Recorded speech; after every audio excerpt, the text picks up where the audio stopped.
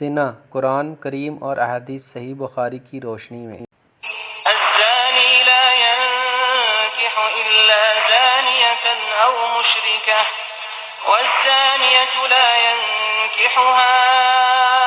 إلا زان أو مشرك وحرم ذلك على المؤمنين۔ زانی مرد بجز زانیہ یا مشرکہ عورت کے اور سے نکاح نہیں کرتا، اور زناکار عورت بھی بجز زانی یا مشرک مرد کے اور نکاح نہیں کرتی، اور ایمان والوں پر یہ حرام کر دیا گیا۔ یعنی جو شخص بدکاری کا عادی ہو اور اس پر نہ شرمندہ ہو نہ توبہ کرتا ہو، اس کا مزاج ایسی ہی عورت سے ملتا ہے جو بدکار ہو، اس لیے اول تو وہ بدکاری ہی کی کوشش میں رہتا ہے، اور اگر نکاح کرنا پڑ جائے تو وہ نکاح بھی ایسی ہی بدکار عورت سے کرنا چاہتا ہے، چاہے وہ مشرک ہی کیوں نہ ہو۔ اسی طرح جو عورت اس طرح کی عادی بدکار ہو، اس کا مزاج بھی بدکار مرد ہی سے ملتا ہے، اس لیے اس سے نکاح وہی کرتا ہے جو خود بدکاری کا عادی رہا ہو، اور اسے اس بات سے کوئی شرم محسوس نہ ہوتی ہو کہ اس کی بیوی بدکاری میں ملوث ہے، اور وہ خود بھی ایسے ہی مرد کو پسند کرتی ہے، چاہے وہ مشرک ہی کیوں نہ ہو۔ یعنی بدکار مرد یا عورت کو نکاح کے لیے پسند کرنا مسلمانوں کے لیے حرام ہے۔ انہیں چاہیے کہ وہ اپنے لیے شریک زندگی تلاش کرتے وقت اس کی نیکی اور پاک دامنی کا ضرور خیال رکھیں۔ یہ اور بات ہے کہ اگر کسی نے کسی بدکار مرد یا عورت سے نکاح کر لیا تو اس نکاح کو باطل نہیں کہا جائے گا، اور اس پر نکاح کے تمام احکام جاری ہوں گے، لیکن اس غلط انتخاب کا گناہ ضرور ہوگا۔ یہ بھی واضح رہے کہ یہ حکم ان عادی بدکاروں کا ہے جنہوں نے اپنے اس گناہ سے توبہ نہ کی ہو، لیکن اگر کسی نے توبہ کر لی تو پھر اس کے ساتھ نکاح کرنے میں کوئی حرج نہیں۔ ولا تقربوا الزنا إنه كان فاحشة وساء سبيلا۔ خبردار زنا کے قریب بھی نہ پھٹکنا، کیونکہ وہ بڑی بے حیائی ہے اور بہت ہی بری راہ ہے۔ الزانية والزاني فاجلدوا كل واحد منهما 100 جلدة ولا تأخذكم بهما رأفة في دين الله إن كنتم تؤمنون بالله واليوم الآخر وليشهد عذابهما طائفة من المؤمنين۔ زناکار عورت و مرد میں سے ہر ایک کو 100 کوڑے لگاؤ، ان پر اللہ کی شریعت کی حد جاری کرتے ہوئے تمہیں ہرگز ترس نہ کھانا چاہیے۔ اگر تمہیں اللہ پر اور قیامت کے دن پر ایمان ہو، ان کی سزا کے وقت مسلمانوں کی ایک جماعت موجود ہونی چاہیے۔ يا أيها النبي إذا جاءك المؤمنات يبايعنك على أن لا يشركن بالله شيئا ولا يسرقن ولا يزنين ولا يقتلن أولادهن ولا يأتين ببهتان يفترينه بين أيديهن وأرجلهن ولا يعصينك في معروف فبايعهن واستغفر لهن الله إن الله غفور رحيم۔ اے پیغمبر،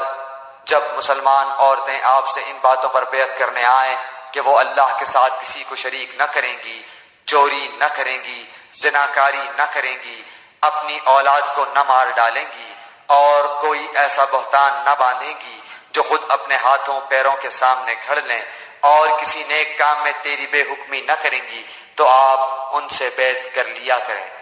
اور ان کے لیے اللہ سے مغفرت طلب کریں، بے شک اللہ تعالیٰ بخشنے اور معاف کرنے والا ہے۔ شروع اللہ کے نام سے جو سب پر مہربان ہے، بہت مہربان ہے۔ یہ ایک سورت ہے جو ہم نے نازل کی ہے اور جس کے احکام کو ہم نے فرض کیا ہے، اور اس میں کھلی کھلی آیتیں نازل کی ہیں تاکہ تم نصیحت حاصل کرو۔ زنا کرنے والی عورت اور زنا کرنے والے مرد دونوں کو 100 کوڑے لگاؤ، اور اگر تم اللہ اور یوم آخرت پر ایمان رکھتے ہو تو اللہ کے دین کے معاملے میں ان پر ترس کھانے کا کوئی جذبہ تم پر غالب نہ آئے۔ اور یہ بھی چاہیے کہ مومنوں کا ایک مجمع ان کی سزا کو کھلی آنکھوں دیکھے۔ زانی مرد نکاح کرتا ہے تو زناکار یا مشرک عورت ہی سے نکاح کرتا ہے، اور زناکار عورت سے نکاح کرتا ہے تو وہی مرد جو خود زانی ہو یا مشرک ہو۔ اور یہ بات مومنوں کے لیے حرام کر دی گئی ہے۔ اور جو لوگ پاک دامن عورتوں پر تہمت لگائیں پھر 4 گواہ لے کر نہ آئیں تو ان کو 80 کوڑے لگاؤ اور ان کی گواہی کبھی قبول نہ کرو، اور وہ خود فاسق ہیں۔ ہاں، جو لوگ اس کے بعد توبہ کر لیں اور اپنی اصلاح کر لیں تو اللہ بہت بخشنے والا، بڑا رحم کرنے والا ہے۔ اور جو لوگ اپنی بیویوں پر تہمت لگائیں اور خود اپنے سوا ان کے پاس کوئی اور گواہ نہ ہو تو ایسے کسی شخص کو جو گواہی دینی ہوگی وہ یہ ہے کہ وہ 4 مرتبہ اللہ کی قسم کھا کر یہ بیان دے کہ وہ بیوی پر لگائے ہوئے الزام میں یقیناً سچا ہے، اور 5ویں مرتبہ یہ کہے کہ اگر میں اپنے الزام میں جھوٹا ہوں تو مجھ پر اللہ کی لعنت ہو۔ اور عورت سے زنا کی سزا دور کرنے کا راستہ یہ ہے کہ وہ 4 مرتبہ اللہ کی قسم کھا کر یہ گواہی دے کہ اس کا شوہر اس الزام میں جھوٹا ہے، اور 5ویں مرتبہ یہ کہے کہ اگر وہ سچا ہو تو مجھ پر اللہ کا غضب نازل ہو۔ اور اگر تم پر اللہ کا فضل اور اس کی رحمت نہ ہوتی اور یہ بات نہ ہوتی کہ اللہ کثرت سے توبہ قبول کرنے والا، حکمت والا ہے، تو خود سوچ لو کہ تمہارا کیا بنتا۔ یقین جانو کہ جو لوگ یہ جھوٹی تہمت کھڑ کر لائے ہیں وہ تمہارے اندر ہی کا ایک ٹولہ ہے۔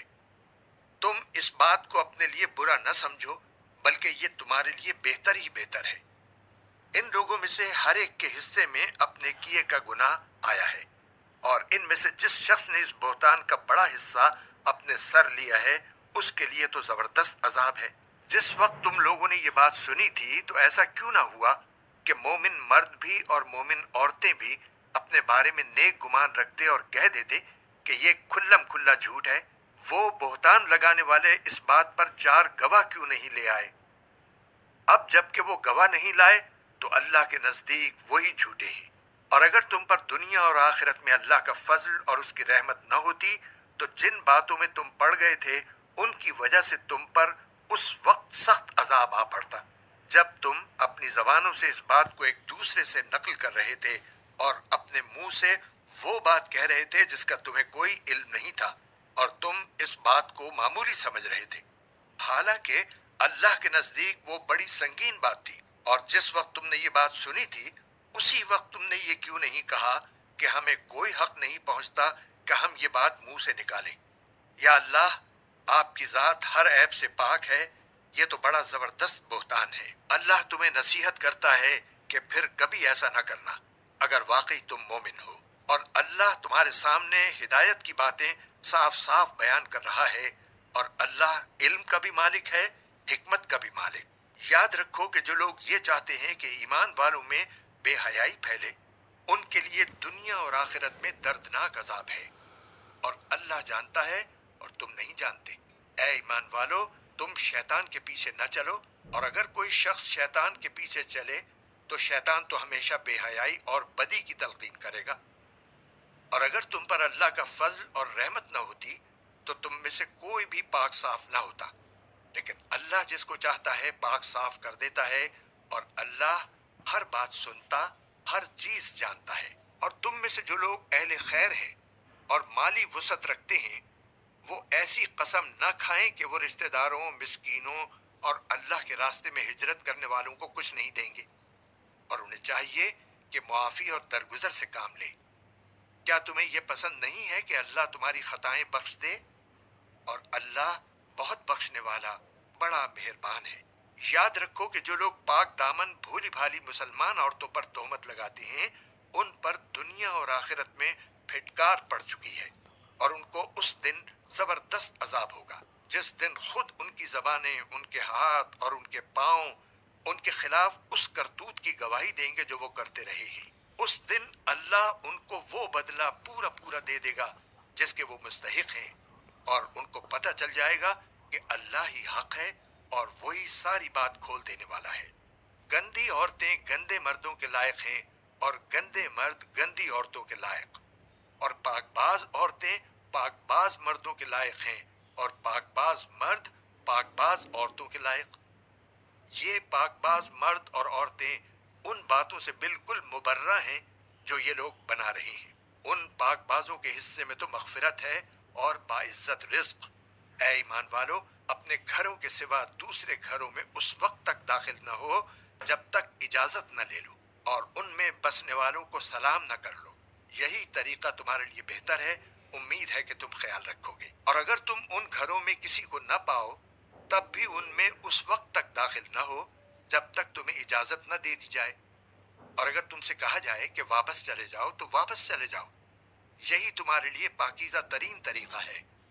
اور تم جو عمل بھی کرتے ہو اللہ کو اس کا پورا پورا علم ہے۔ تمہارے لیے اس میں کوئی گناہ نہیں ہے کہ تم ایسے گھروں میں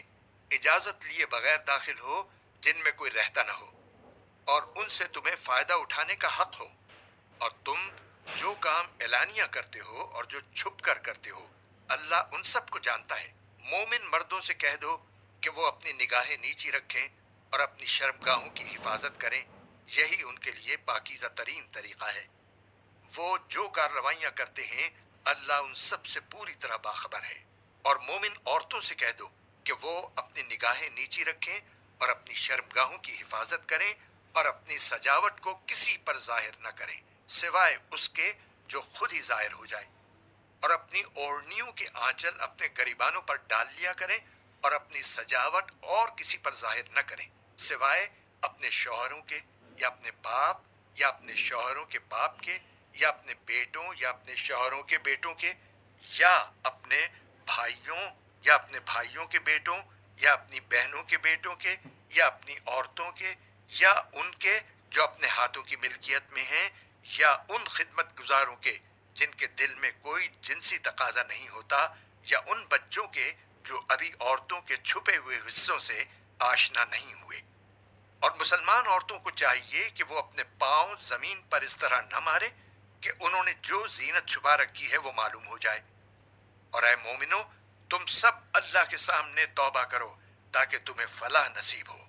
تم میں سے جن مردوں یا عورتوں کا اس وقت نکاح نہ ہو ان کا بھی نکاح کراؤ، اور تمہارے غلاموں اور باندیوں میں سے جو نکاح کے قابل ہوں ان کا بھی۔ اگر وہ تنگ دست ہوں تو اللہ اپنے فضل سے انہیں بے نیاز کر دے گا،